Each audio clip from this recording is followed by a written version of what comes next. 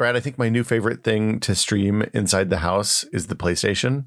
The stream is coming from inside the house. You got to get out of there, man. So look, I got a PlayStation. Gary, friend of the site, Gary had a PlayStation Extra, and I was like, "Hey, can I buy your PlayStation?" He was like, "Yeah, sure." He did a handoff. So I got a PlayStation. Did you go to him or did he come to you? Look, he was doing me a favor, so I went to him. Okay. But it's too big to fit in my entertainment center. Really? It doesn't fit in the little hole. It's too long. It's a long boy. A sizable piece of machinery. It would have gone in diagonally, but I didn't think that was a good idea. So I put it in my office because also that's where I stream games from. And that's where it'll get used probably the most since I'm the PlayStation user in this house. And but sometimes I want to play games in the living room or in the bedroom, like when I'm laying in bed or something. Okay. So I bought this little clip that jams on a DualShock and you pair it with your phone. And you use the PS4 Remote Play app on your phone, and you play the game on the little tiny screen on your phone like it's a Switch game, but it's a PlayStation 5 game. It's like an NVIDIA Shield kind of situation. Yeah, it's a little jankier. Like, look, the balance, like, so there's good clips. Like, I have one of those for the Xbox controller that is like cantilevered, so the phone's kind of over. It's up and over the thing, so the balance is a lot better. You're not like, it's not like tilting forward. This one's okay. I don't think they've gotten to the cantilevered technology yet on the PS5 clips, but it's friggin' awesome. Like the DualShock, the DualSense stuff works and everything on the phone streaming. And like I have an AC router. It's nothing fancy and it works great. Like no drop frames. It seems like the hardware is fast enough to do the streaming stuff and it just works. It's really cool. Over Wi-Fi? Because I've had the worst luck with PS5 Remote Play, even over a gigabit LAN connection, like a wired connection. I don't know what's up with that. Are you sure it's over? So streaming to PS4s, no problems at all. So that may be it, because like PS4 Remote Play on the same LAN was kind of fine. It was, none of it is fine. Let's say it was good enough, but the PS5 one, like you said, maybe it is going through some remote server and coming back around. Like that Remote Play app is very unclear about what it's actually doing. So it's supposed to be going just I'd have to look at the network to see, but I'm not like it is indistinguishable from playing on the TV in terms of latency and stuff. Okay, I've definitely got something going on then with the way it's routing that video because it is rough. Yeah, it was like it is literally better than Moonlight or Steam Link from my PC. No kidding. Yeah, like if occasionally it'll drop for like half a second. Like if I'm walking around the house and like walk with the refrigerator between me and the access point or something.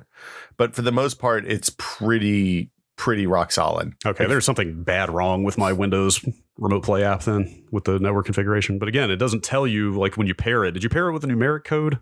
I just logged into the Remote Play app with my PlayStation account and it found it on the network. It just found it? Okay. Yeah. I had to punch in that code that it gives you to pair them. So I wonder if I must be going through some Sony remote server. Yeah, I bet you're going up to the internet and then back down. Yeah, and that app is so kind of bare bones and feature light that I can't figure out how to change that. This is on Windows? Yes. So I haven't done the Windows one. I'm using the iOS Remote Play and the PlayStation 4 Remote Play. Okay.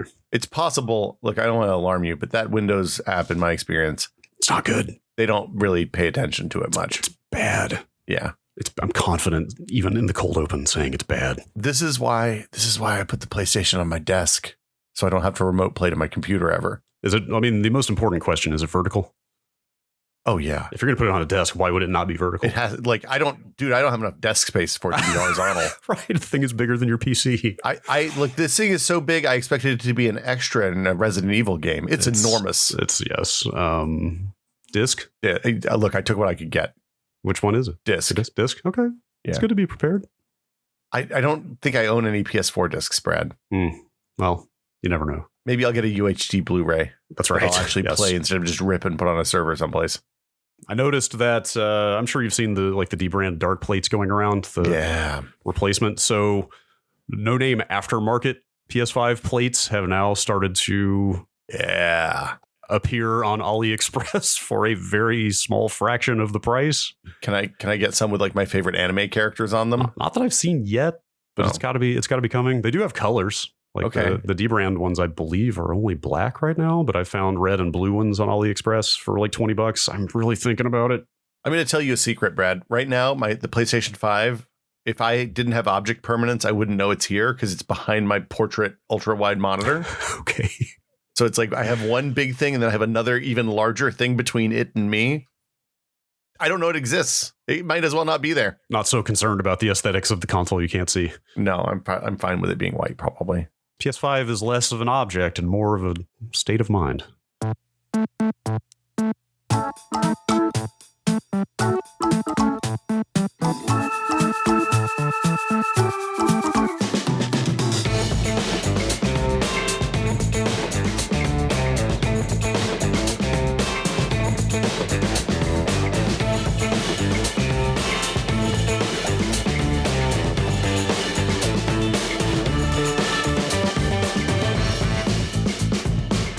Welcome to Brad and Will Made a Tech Pod. I'm Will.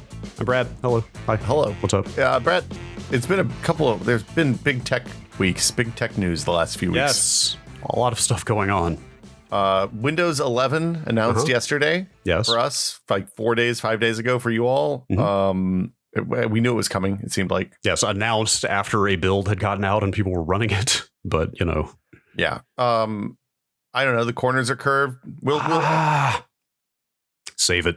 Okay, let's Just talk about save it. Well, this is the last episode of the month, which traditionally is our emails episode. I actually had a moment for a second yesterday where I was like, should we break with tradition and push the emails episode out a week into the first week of next month so we can talk about Windows 11 when it's fresh? Madness.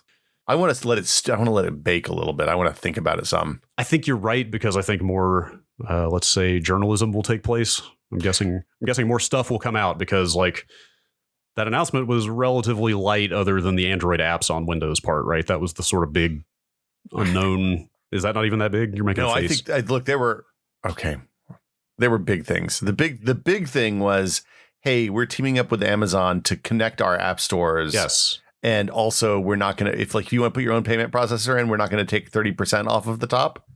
Like those two things are shots across Apple and Google's App Store monopoly bows.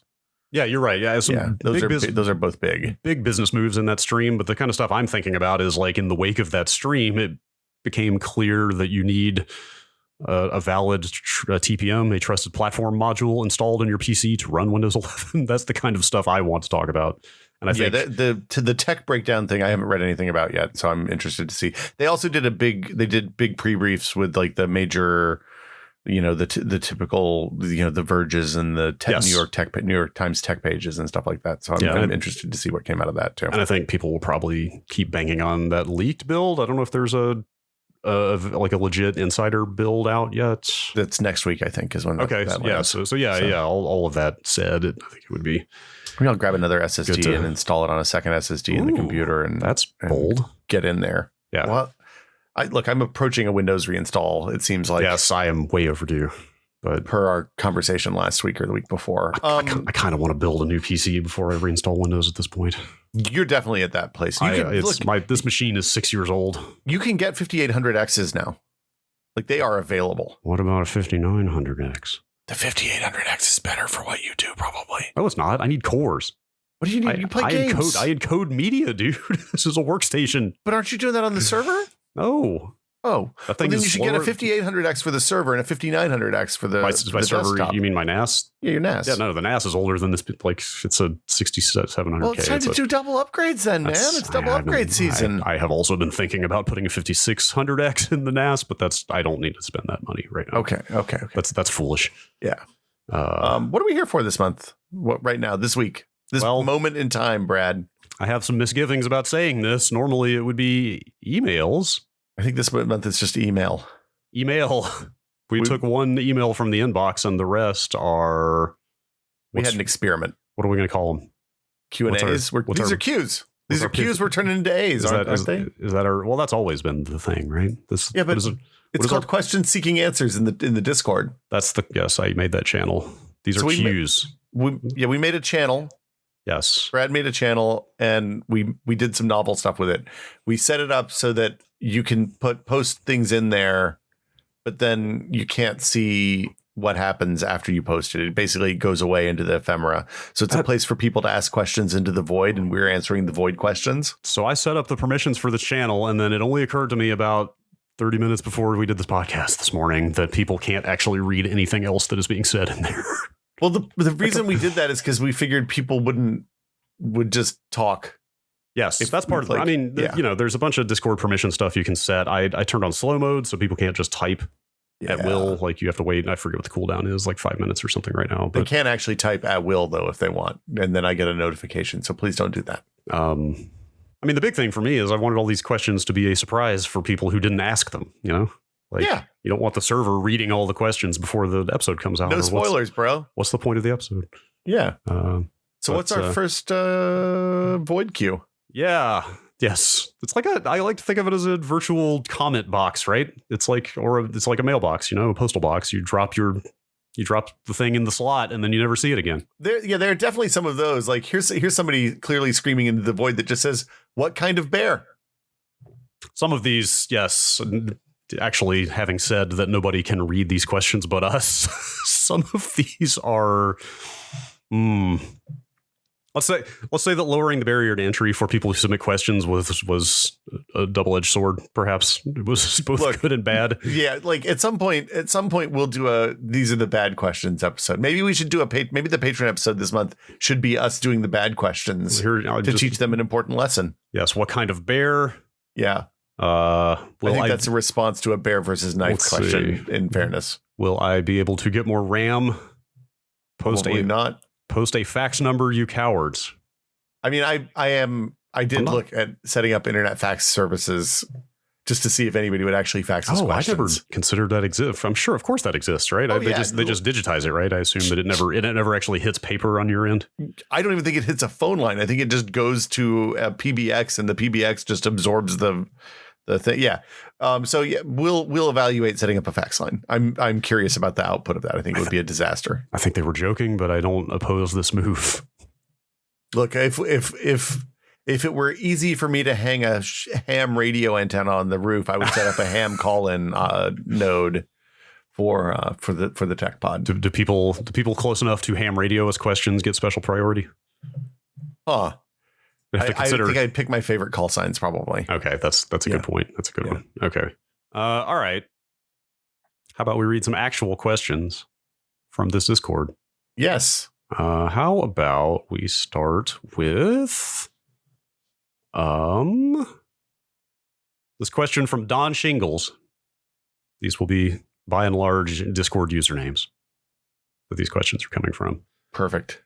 How do you feel about email signatures? Short, long, extra long? Over the years, I have reduced mine from damn near my entire resume to a simple name and occasionally my title. Brad once talked about his dislike for those who keep the Outlook for iOS tag in their email sig, and it has stewed within me for a while now. I often keep it in to let the recipient know that I put such little effort into this email that I didn't bother getting to a computer. That's like weirdly aggro or hostile, I feel like, for email. Well, that depends on who you're emailing with. I suppose that not everyone that you write emails to is someone you actually want to be interacting with, right? So, I mean, look, I think we all write emails to people we don't want to be interacting with. Fair. Here's okay. This is a 2-part answer, right? Like, do we need to let people know that the contents of this email are confidential and privileged, and if they're sent to the wrong person, you should delete it immediately? I mean, there are definitely lawyers at corporations who think we do. I don't think any of that stuff is legally binding. It's just an idle threat, Brad. I mean, isn't that most of the legal world? Fair. Okay, fair, but okay. So I used to put my name, my phone number, my Twitter handle, and a quote in the email address. Oh, no. And I feel, you did the quote. It was a good quote. It was one quote. It was not like a rotating. Well, I mean, it rotated, but okay. So it was Douglas Adams. The one that I started with was the Douglas Adams. The only difference between something that can't fail and absolutely will fail catastrophically is that, the things that can't fail, there's no provision for what happens when they do fail. That one. Mm-hmm. I messed up the quote, but anyway, I'm sure it was a little more succinct, but sure. Yeah. I feel a lot of shame about this now. Okay. I mean, I was waiting for some extremely pretentious, like, Renaissance philosopher's quote or something. So I think you're doing better than slightly offended, sir. You know. Okay, so the thing about the email signature, if somebody has taken the time to find my email address out now, they probably know me. Yeah. They don't need to know my Twitter handle. I don't want them to know my phone number because, like, if somebody called, the most aggressive thing you can do to a human being right now is pick up the phone and call them. Agreed. Yeah, like, I don't need that. Now, on the mobile side, I think Adam had this when I was at Tested. Adam had this theory that he should leave the sent from my phone, like his signature on his phone was like badly thumb typed from my phone or something like that, to let people know that if he fucked up and did bad typos, it wasn't because he was an idiot. It was because the phone was bad. That's fair. That's utilitarian. That actually has some value. Yeah, but then also I feel like maybe just don't send the email if you're going to not proofread it. Yeah. I mean, who wants to actually write an entire email with their thumbs? Honestly. I mean, I do it all the time, it turns out. Yeah. I'm pretty fast at thumb typing these days. I can put at least 15, 20 typos per minute in a good 500 word email. That's a pretty good rate. Yeah. I don't know. My signature over the years has winnowed down to, like, let's see. I haven't used one at all since, like, I've gone through 2 email system changes in the last 6 months.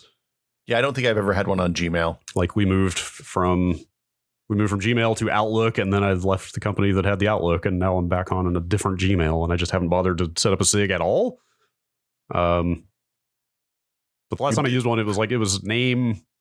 I think I'd take the phone number out. I think it was like name, company name, email address, mailing address, all on one line. Well, like separated with pipes, but I needed to put a mailing address out there because we got sent products for review, and it was useful for companies to just pull that from there and not have to ask for it. But it's funny, the thing that changed. So one of the things that's changed over the last 15 years is I don't get cold called on email as much anymore as I do on Twitter. Really? Like my Twitter DMs have been open for years. And as a result, like, if people want to reach me, they just usually mash the DM button on Twitter, and their filtering is pretty good because they know if people are like real humans better than I think email clients do at this point. And also I'm on so fucking many terrible mailing lists that email is useless. Yeah. Do you do a flourish you don't do a flourish on your email? You don't, like, I do 3 forward slashes. I've noticed that the rare occasion that we're both on an email together, I've seen you do that, and I thought it was quite stylish, actually. Thank you. I don't know where it came from exactly, but my first boss out of college did that. And I was like, man, that is cool. It's like, It's like old Unix end of line thing. That's literally what it looked like to me. It was like, I bet this is some like 70s teletype thing that is held over or something. When he quit that job, I immediately started doing it. I was like, this is cool. It's pretty good. I will not lie. It got my attention, but that's just the kind of person I am. That's why we do this podcast. Yeah, that's why we do this podcast. Let's see. Gosh, I was going to say 2 things. I registered a Google Voice number at one point. I don't know if you've done that. And yeah, I got one. Because there are too many situations, at least working in media, where you have to give somebody a phone number. Yeah. To register for things or something like that. So like using that as the ESA, for example. Yeah, that's actually the E3 leak is the exact reason I got that number. But 90% of anything that comes into my phone number at this point is just spam garbage. Oh, it's way more than 90%. Like, I get so many. Is it just me? I get so many text messages for people soliciting like web design services, like political outreach, like porn spam. Like, it's the flood of. It's bad. Do you get the messages in Cantonese that are like, hey, send us up $1,000 or we're going to report your family members? The voicemails? The voicemails? Yes. Yeah. Yes, I've gotten quite a few of those. Quite a few like robot voice claiming to be from the IRS and stuff like that. Yeah, Social Security Administration, all that. Yeah, the phone is... It's useless. It turns out not securing both ends of the phone network maybe was a mistake. Who knew? Yeah. And also on the Twitter DM front, I've never had my DMs open, so I guess I'm not brave enough for that. It's look, I turned it on as an experiment ages ago. I am a middle-aged white guy. I'm not a woman and I'm not a person of color. So my experience is probably wildly different from people that are under attack on the internet on the reg. Sure. It's been surprisingly positive for me. Like, they do they have a 2-tier filter thing that's like people you follow and people who follow you and people who like are verified or have lots of followers or whatever. like get bumped to the top of this first tier queue, and then there's the here's the teenagers adding Will Smith to threads for lols queue. And then there's one even below that that's like, hey, these might be actively malicious, so probably be careful in here. Sure. And that's where all like the scammers and spammers go. So that's not bad. That's more filtering than I expected. I will say, like I said, my DMs aren't open, so I never get solicitations, except for this very morning. What? Not more than about an hour and 10 minutes ago. I got it. Excuse me. Early morning recording again. We got the frogs hanging around. I got a DM from the Iron Sheik. Oh, you know, the one. The wrestler? The star of the ring. Yes. The 80s wrestler, the Iron Sheik, who I follow on Twitter. Is this a real? I thought that was a character account. I didn't realize it was a real account. It's him. Here's this DM. Sorry for putting the Iron Sheik's manager on blast.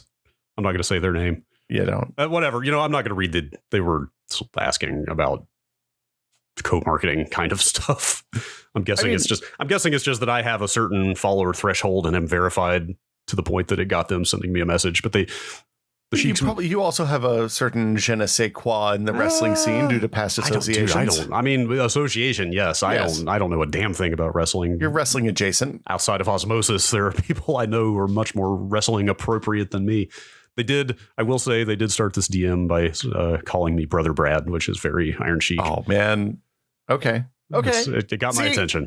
Look, I'm going to tell you, for like, sometimes people reach out to me about things I posted about on Twitter, and sometimes they're nice. Even it's not often, but sometimes. Yeah. Next message. Next question. Next Q. Are those Q's and days? Oh man, maybe we should find another letter besides Q. I don't know. Oh yeah, Q's probably bad. It's a bit fraught these days. Missives from the void. Yes, Brad. missives from the void. That's Here's another missive from the void. I like that. That's good. That's mysterious. We can rename the channel to the question void.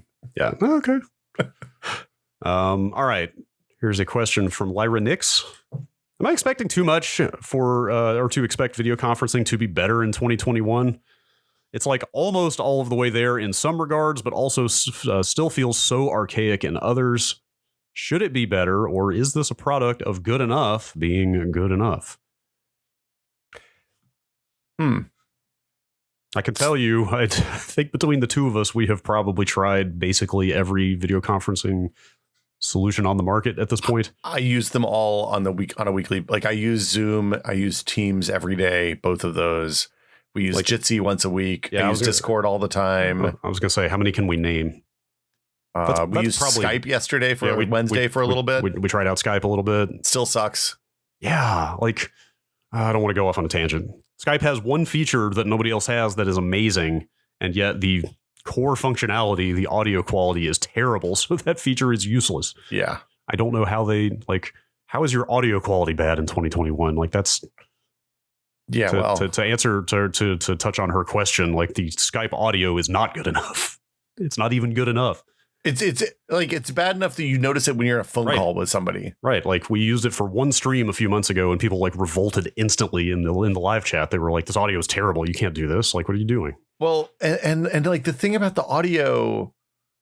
Also, the Skype NDI implementation is only okay if you can figure out how to get Skype to not resize the windows on you dynamically, because then it changes your window, your resolution that you're getting. Anyway, we should clarify real quick. That is the sort of killer feature that Skype has that nobody else has, is that it can output each caller's window as an NDI feed, video and audio. Yes, yeah. which you can then take into OBS as a source independent of every other one out there. You just have to window capture the window, and then that comes with a whole set of its own problems. Yeah, that literally means that you're grabbing the window and then you're putting a frame around the part of the window that you want with the person's head on it. Yes. And you don't get independent audio feeds, so you can't adjust levels independently, which is a pain in the butt. So there's that. There's, if you accidentally mouse over it, you get you might get the URL for the video call showing up on your stream, or sometimes OBS will just black out the window capture, or if you accidentally resize the window or minimize it, you just lose your framing. It's bad. Or if somebody leaves the call. Yes, it rearranges everything. Moves. It breaks all your cropping. There are no good solutions for getting video callers into OBS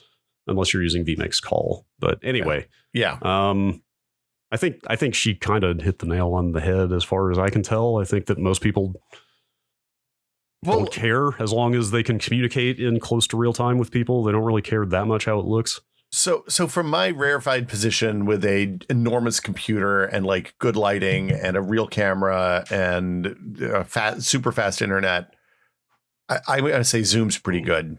Yeah. You mean tech wise? You mean on the back end? Like in terms of video quality and like how they do it, blurring and cropping out the background. I mean, I have a green screen so that it helps, like it knows what to do with that. Yeah. And I get better green screen on Zoom than like I do on OBS often. The video quality is pretty crisp. It lets you turn off the audio filtering stuff if you want to do music or something weird, or you're doing actual audio mastery on your end. You don't have to have like them noise gating you and stuff like that. I feel like it's pretty good. I feel like Discord audio is really good. Discord video is a little all over the place. Yeah. The latency on all of these isn't great. Like, yeah, it's funny. I literally had a conversation with Cable Labs, like, I don't know, 10 years ago ish now, 5 years ago, where they were like, hey, what do you care about as a power user in terms of network performance? I was like, I care about latency. Like I had 250 megabit internet at that point. It was fine. I needed upstream and I needed better latency. And then they just rolled out the, hey, we're going to reduce the 60 milliseconds of latency that every cable modem gives you and doesn't report, across the DOCSIS network a few months ago. And the providers are rolling that out now. This isn't my fault. I mean, I'm sure I was one of 50 people that told them when they talked about this. Yeah. But like the video being on fiber gives you a different appreciation for latency than you get. Like we're using a Jitsi call right now to record this, and our latency is going to be dramatically better because we're both on fiber than if one of us was on cable. Yes. And we're both, we're what, 8 and 10 miles apart. We could run a fiber. Let's not get back into that. We could set up a microwave node point to point. I think I have line of sight almost to you, probably. Yeah. I mean, to get a repeater. To be fair, we care about latency way more than people who just want to play video games and talk to people over the internet, because we're actually trying to record conversations and put them out as content. And not have to like edit out all the pauses and talkovers. Right. Yes. Yeah. Talking over people is a real problem in this scenario, but we do our best. Yeah. Let's see. Question from Doomed Somehow. How is BIOS pronounced? I mean, I've already. Well, that answers that question. I've given away my answer right there. BIOS or BIOS? I'm sorry for being an old man, but I have my preferences, which will go undefined so as not to impact the results. I feel like this might be generational, but sometimes it seems geographical. It's basic input output system, right? Yes. I always assumed it was operating system when I was young, so I said OS, BIOS. Wait. I'm sorry. You said BIOS? BIOS. I thought for a second, I thought you were saying that you said BIOS. Which... No. I'm saying I thought it was short for operating system. So I said it the same way I said OS. I see. BIOS. BIOS. Yeah, I've never heard anything but BIOS, I don't think, which kind of makes me wonder if he's got a point about it being geographical, if he's heard BIOS. The thing this made me think of, though, is BIOS, CMOS. Silicon metal oxide semiconductor? Complementary metal oxide semiconductor. It's the... Oh, yeah. Silicon starts with an S. It does. I can confirm that silicon starts with silicon. Let's not just get off on a giant pronunciation tangent. Do you say silicon, not silicon? Silicon. Okay. I was a chemistry major for a long time. I do the same thing, but I always feel self-conscious about it, and I don't know why. Because we're from the South. I always worry about my pronunciation because I'm from the South. Is that what it is? So when people gave me shit for saying executable the wrong way for like 10 or 12 years, it didn't wear my ass out at all. I mean, all I get is shit for making an H sound after a W, as in while, when that's just how everybody talks where I grew up. Thank you. Yeah, that's a North Carolina thing, huh? Like, gee, imagine regional variations. In North Carolina, you guys add consonants. In Tennessee, we just don't use them. It's just all vowels. Wait, are you just going to continue subdividing? While cultural, there's no H in while. You're just going to continue subdividing cultural regions now. Is it? I thought we were in this together, but apparently it is. Apparently, it is Tennessee versus North Carolina. Even though no. I'm just saying, like, we all have our weird quirks. Did you ever do that New York Times quiz where they asked they did the regional dialect and pronunciation differences, and like they asked you a bunch of questions about how you say specific words, and they can tell you like where your family's from as a result. I want to look that up though. It's very good. That sounds fun. Yeah. It turns out I spent a lot of time in Northern Virginia as a child. I spent a lot of time in Northeast Tennessee as a child, and it fucking nailed it. Okay. My favorite is still when Asus brought 3 people to our office they were there for a press brief, but then they were like, oh, by the way, we'd love to meet the staff. And they wanted to meet the staff because they wanted to tell us how to pronounce the word right. How to pronounce Asus right. Okay. What year was this? Like mid 2000s, probably. Okay. It was probably after we started the podcast would be my guess. Okay. But before once they realized people were going to be mispronouncing their company name every week. Yeah. Because we all said Asus and it's Asus. Asus. God, even Asus. I'm still not out of Asus territory because like before, definitely not Asus. Oh, I know that, but like for years and years, I never heard anybody that would know say it out loud, and it was just Asus to me. Yeah, I mean that's the problem. In my mind, it's still that. Look, this is an important lesson about making up a word that nobody's ever heard before to be the name of your company. Yeah, I mean, you know who did it right? It was Sony. You mean Sony? Just about to say, I don't think anybody's ever mispronounced Sony before. You're welcome. That's the like apocrypha I've always read about the naming of Sony was they literally made it up and they just wanted to come up with a name that could be universally pronounceable in every language. Well, wasn't Iowa their primary competitor at the time, like in the early 80s? And I don't know how you pronounce that right. Iowa, if it's Japanese, Iowa. Let's see. AIWA. Oh, wait a minute. America. Well, I don't need to get into the history of... Look, yeah, the acronym is like NVIDIA. When NVIDIA was new, we didn't know how to pronounce NVIDIA at Maximum PC. We had to ask. Wait, how else would you say it? Well, it's too many vowels, too many consonants jammed together. I know, but how many other pronunciations are there? Well, I mean, look, it could be NVIDIA. Sure. Trying to think what some of the other ones were. There were a bunch of really Radeon is easy to pronounce. Yeah. GeForce. Yeah. Anyway, the styling on NVIDIA has always bugged me. Like, thankfully, I never really covered hardware enough to have to write it in articles. They've gone all over the place with it. It used to be lowercase n, capital VIDIA, and then it was all caps, and then it was I remember those lowercase n days. Like, remember the N-Force chipset? Yeah. Like, it was a great chipset. Right. Except for the caps. Like, especially when you worked at an outlet that had very rigorous editorial standards around styling and formatting and like, you know, intercapping was forbidden and stuff like that. Oh, our standard at Max PC was AP style, which is unless it was an acronym, it didn't get full caps. Yeah. Nothing got full caps. I think we were AP at GameSpot as well. I forget. I had multiple conversations with vendors whose names we wouldn't capitalize because they weren't acronyms. I want to say I asked ATI what ATI stood for, and at that point their official policy was it didn't stand for anything, even though it started as Advanced Technologies Incorporated or something like that. Interesting. LG, we ended up, that's how I knew that LG is Lucky Gold Star. Yes. Yeah. Lucky Gold Star indeed. Yeah, Lucky Gold Star. A lot of people think it's life's good these days because that's been their tagline for a while. That's what they want you to believe. Yeah, man. Nope. Those of us who had a janky 13-inch LG TV in the 80s, no, for real. The value of the Lucky Gold Star. Look, I like the Lucky Gold Star. Okay. How about question from Sergeant Mustang? Is there a particular computer or supporting technology from before the era of modern integrated circuit-based computers? He's talking about before the era of the Apple II and the Commodore, etc., or I guess the Altair even. The Altair technically had a microprocessor. It's an integrated circuit. That you have a fascination with. For example, relay-based computers, wartime decoding machines like the Bomba, BOMBE. I'm not sure. Okay, I'm not sure. I don't know how you say that. I'm just making that up. Or delay line memory. I don't know what relay-based computers or delay line memory even are. Relay-based computers would be tube-based stuff, right? I don't know. I typed delay hyphen into Google, and delay line memory is the second suggestion after delay tolerant networking. So I guess it's fairly common. Is delay line memory the stuff that's like it looks like woven strands with wires attached to the strands. I think you might be right. According to this Wikipedia page, it looks like it was used in the UNIVAC 1. I can tell you that. Yeah. So on the mechanical calculator front, like the Curtis and stuff like that, my grandfather was really into mechanical adding machines. So I got to play with them and like help him take them apart and put them together a lot when I was a kid, as much as more than I wanted, frankly.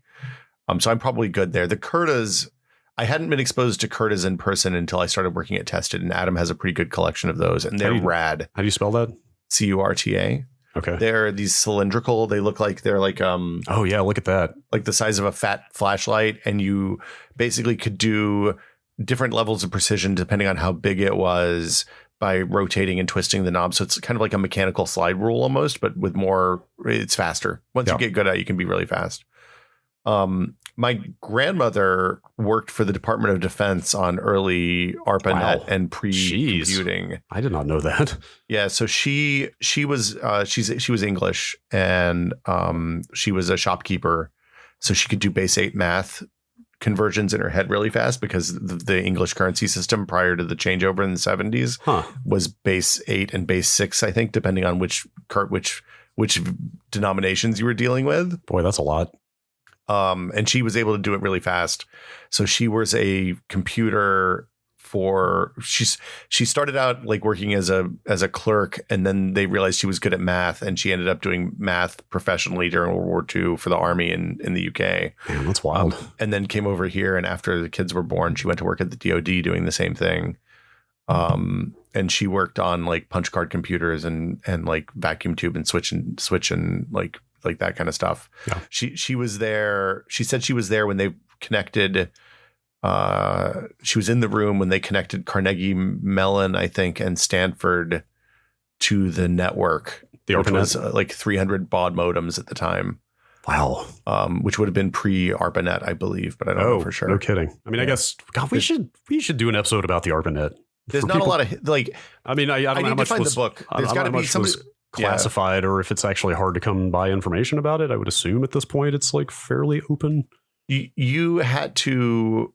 I've never found a good book about that stuff. I've looked for it off and on over the years. I talked to Mary Robinette Kowal, who writes historical fiction in that time period, mostly about NASA stuff, about this years ago. And she had recommended a couple of things, but they're more about the NASA side and how they were using like early computing and like human computers, right, to do this. As she said, in the 40s and 50s, if you were good at math and you were a man, you became an engineer. If you're good at math and you were a woman, you became a computer, which was basically like a person who did math professionally. Right. Yes. Not in a derogatory sense, but in a personal computer era when like computer meant a lot of things, right? At this point, computer literally meant one who computes. Yeah, a person who computes. Yeah. So for example, like if you've ever watched like if you watched Apollo 13 or something like that, like at some point Ed Harris is like, get me the numbers on these orbital burns or something like that. And that literally would have been somebody taking where they are, the sextant shots and all that stuff that the astronauts were using to figure out exactly their position in space and the time, and taking it over to a room full of women who would all run the math on the calculations. And then they would take the ones that agreed and use that as the math, right, as the number. Yeah. Bonkers. Yes. The movie Hidden Figures, the book Hidden Figures is about computers. Yeah, I assume a lot of people listening to this know this already, but the ARPANET is the predecessor of the internet, which was developed by the government. And for that reason, maybe it is kind of hard to... I would assume it's all declassified now. I just don't know if anybody's written the book yet. I mean, let's see. I'm sure that project started in 1966. So like the declassification, I usually feel like is a 50 to 75 year process for a lot of stuff, right? Starts at 20, I think. But maybe 25. More on average, anything that is like tied up in defense usually takes a while. Well, so the stuff that she worked on would have been, my aunt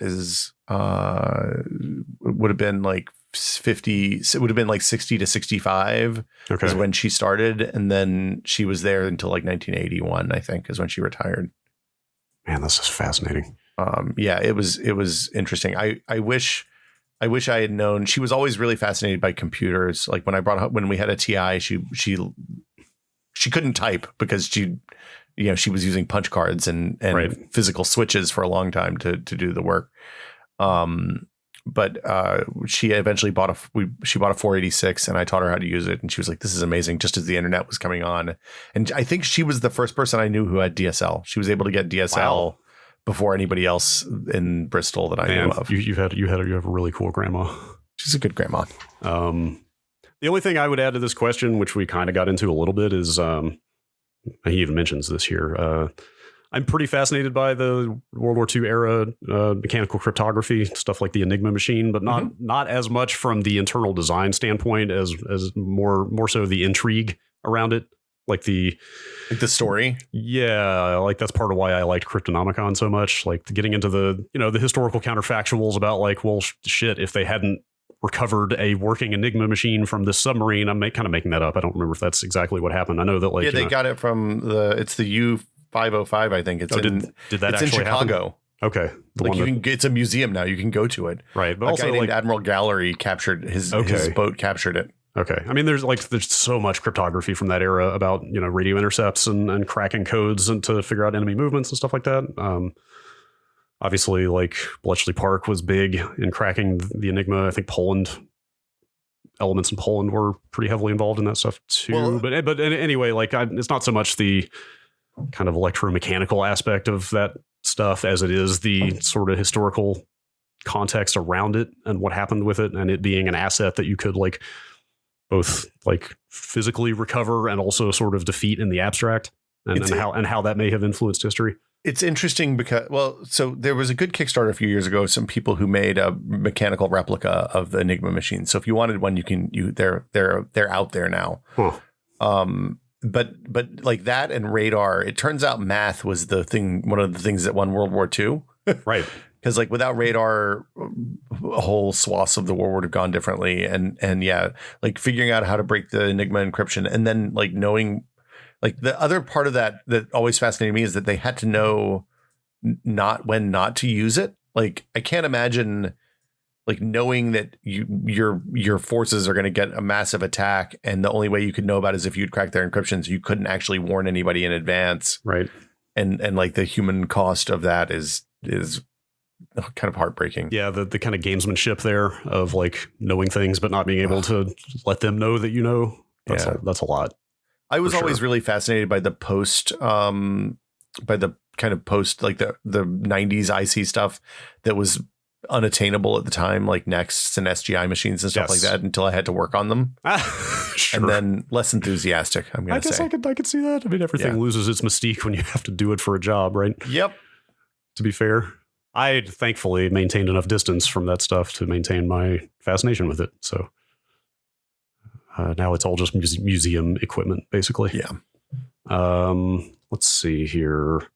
How about... I don't know if you have an answer for this or not.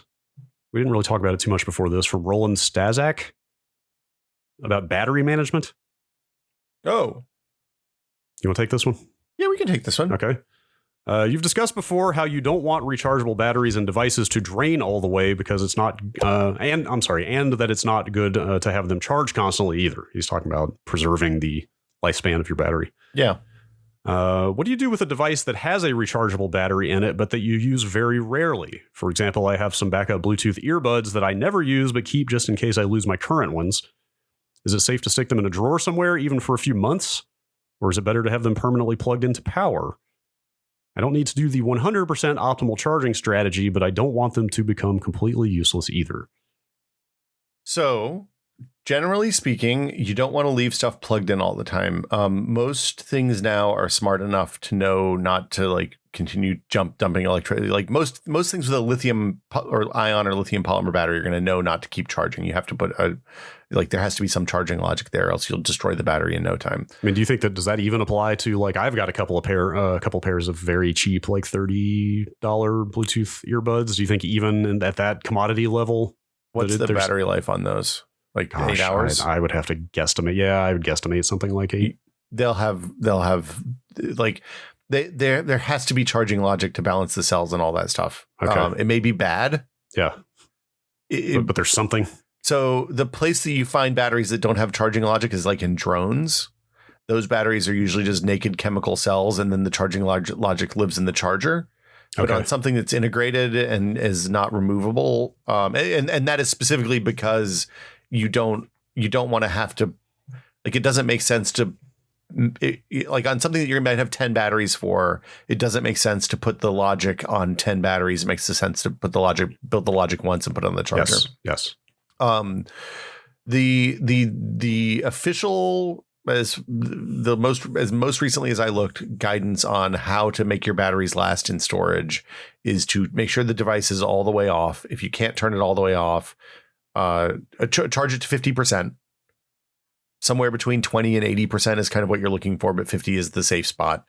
You can always, if you think it's going to be in for a really long time, charge it to 70 or 80, and then it'll trickle down over a long period of time if you can't turn it all the way off.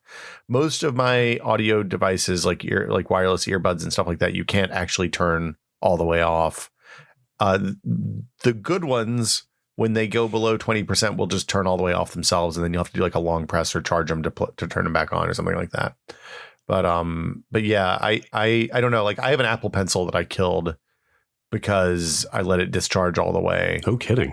Yeah, like, it was a freebie I got at a conference, which is a weird thing to give as a freebie when you don't have an Apple Pencil. But then I finally got an iPad that supported the Apple Pencil, and I was like, well, shit, this doesn't work.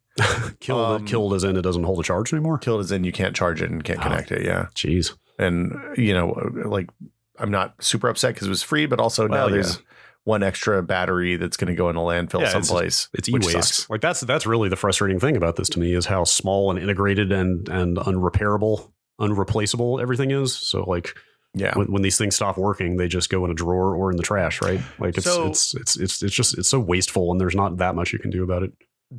I did see that there's a company that's doing AirPod, because I think AirPods are probably the most egregious example of this.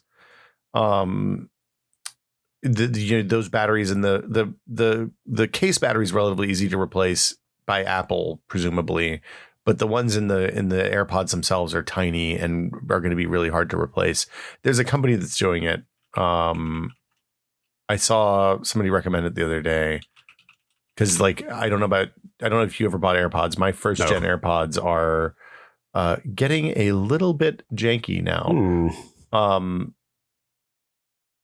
And yeah, it cost $6, I think. If you do it with Apple, if you have AirPods, if you have Apple Care for headphones, Pod Swap is the AirPods battery replacement. Okay. And it costs $60. Holy crap, that's a lot. That's kind of a lot. I mean, compared to the price of new AirPods, not so much. I mean, new AirPods are like $120 now. They're not super expensive. Yeah. Oh, I thought they were still like $250. No, that's the pros. Okay. I have always very much gone for good enough on stuff like that, because I always feel like, I mean, I'm granted not commuting anymore, but like I was, you'd be commuting downtown, walking around with headphones in, and there's like construction every other block and cars all over the place. And it's like, I don't need these to sound amazing because I'm in such a noise polluted environment already. Yep. It's probably the better option. Yeah. I'm not a huge fan of I miss the headphone port. I know that it's a common refrain, but like I feel like not having a headphone port is unfortunate. I get it. I just ended up leaving the adapter attached to the headphones that I would use with the phone. Yeah, and it kind of solved Sorry, itself. They're $200. I was wrong. No, they're $159. Okay, with the normal charging case. That's still pretty pricey compared to a lot of the stuff you can get out there now. Although less so. I don't know if you saw that Amazon has started pretty aggressively delisting some of the more well-known consumer electronics brands, like the kind of mid-tier ones, like Impal. Have you heard of them? Really? And Rav Power was the one that really caught my eye.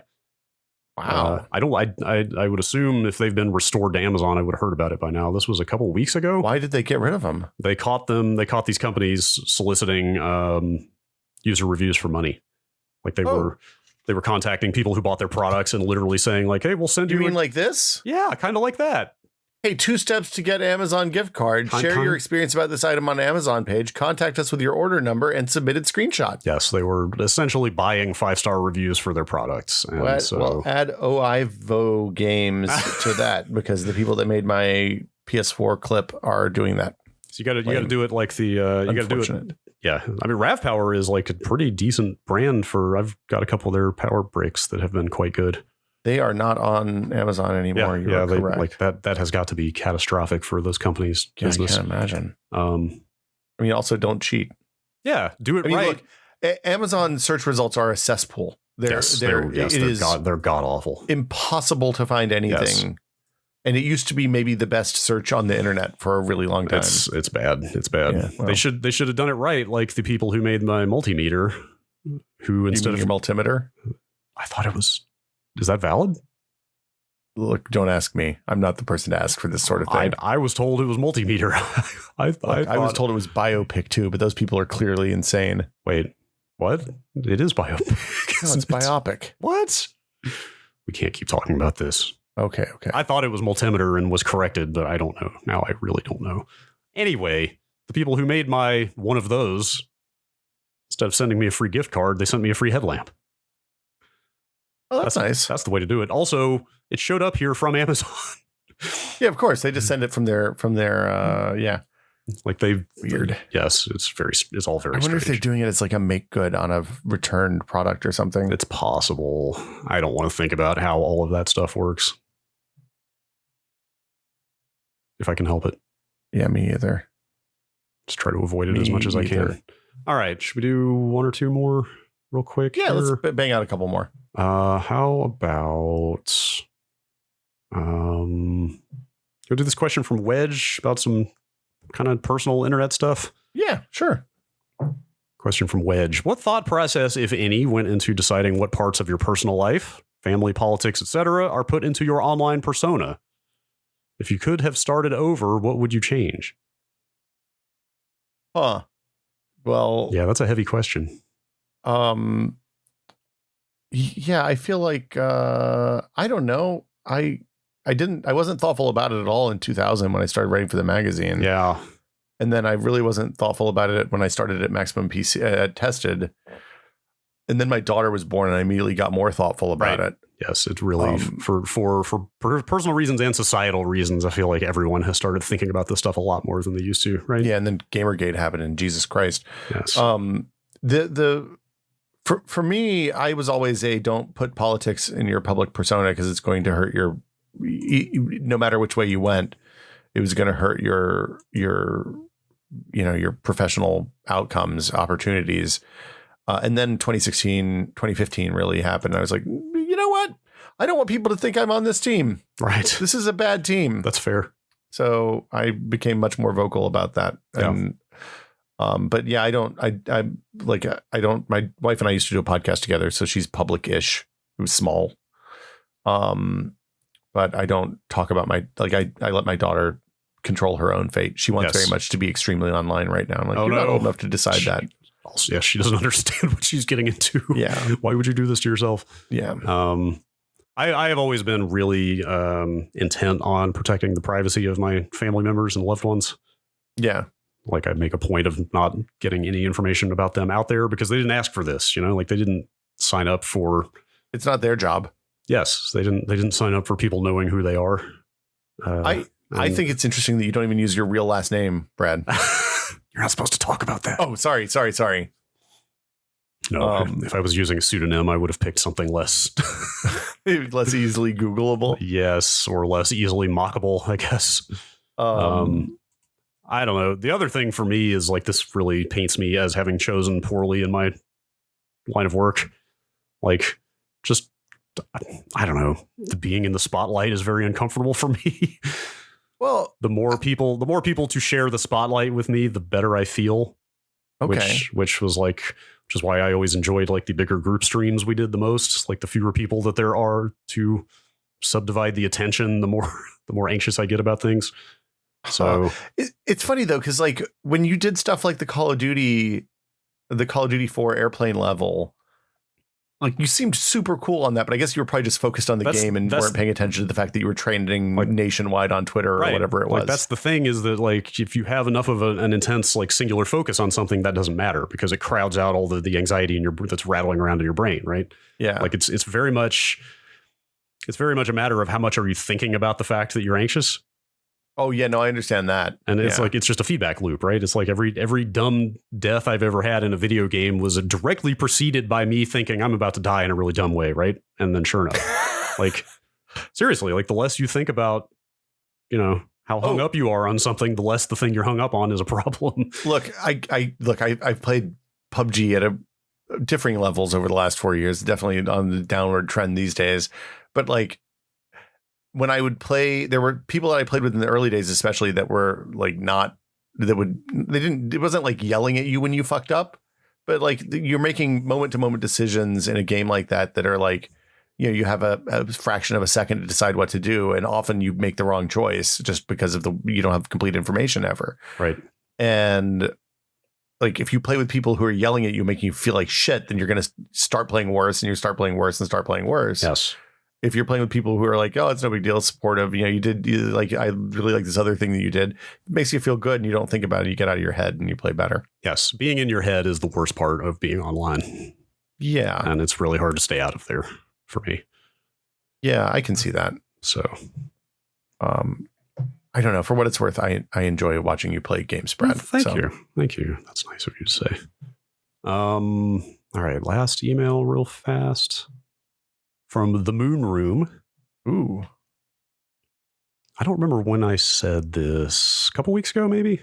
You said it after, either right before or right after you launched the next line. I can't remember. I think you might be right. Brad, you mentioned that you feel like you can be yourself the most on this podcast. Can you elaborate on what that means and why you don't feel the same elsewhere?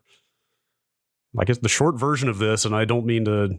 Hopefully this isn't insulting to anybody who's listening to this podcast, but like I always feel like the stuff I am the most passionate about is probably very boring to a lot of people. Like, you know what I mean? Well, like, I don't think it's boring, of course, because I think it's interesting. Like, that's paradoxical, right? Like, I can't, like, it's the most invigorating stuff to me, but like, you can't go pull a random person off the street and start blabbing to them about next workstations and expect them to care, right? Well, like, it's a niche. It feels like a niche podcast. Like, it feels like a niche need in the market, I guess. Like, for people, babbling about Enigma machines and the ARPANET and the electromagnetic spectrum, and you know what I mean. Like, I'm very conscious or very paranoid about boring people with like deeply technical stuff that they don't want to hear about. So this is the place where I feel, and that's kind of how we've envisioned this thing from the beginning, right? Is like, hey, let's just make the show we want to listen to. Let's just talk about the stuff we would want to talk about off air and are talking about anyway. Let's not hold anything back in terms of worrying about people being bored by the stuff we're passionate about. Let's just let the people who are also passionate about those things come along. Like, I remember, I think the first time I met you was probably at QuakeCon, when we were talking to maybe Rob, I can't remember. That sounds right. But it was a weird bar party that I think they charged tickets for, and somebody had asked us to come. So we were like trotted over there, and I was like, oh, hey, I know GameSpot. I like that. Yeah. It seems like a good site. Or, I mean, it might have even been a Giant Bomb at that point. I can't remember. But,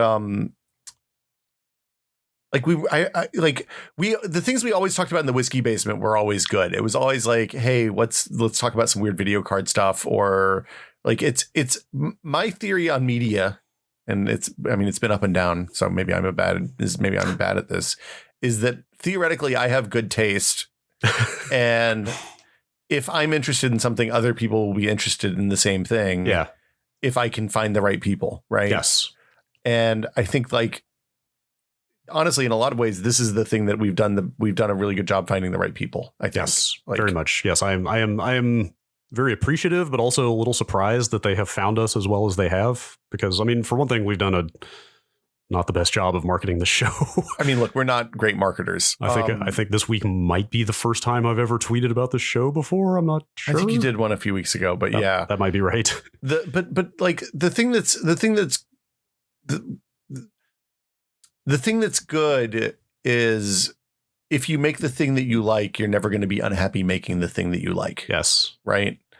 And, I've been lucky to do that multiple times, but like, there've been parts of, like, there's large swaths of Tested that like are like I'm like, that's cool, but it's not my thing. Like Norm likes to do all make models and stuff like that. I like making models is fun, but it's not something I really have like deep passion for. Same thing for photography. And like the thing that was interesting about Tested, it was a combination of all of the things that we kind of liked, into a delicious melange that was discrete, but also occasionally overlapping. And that was really fun.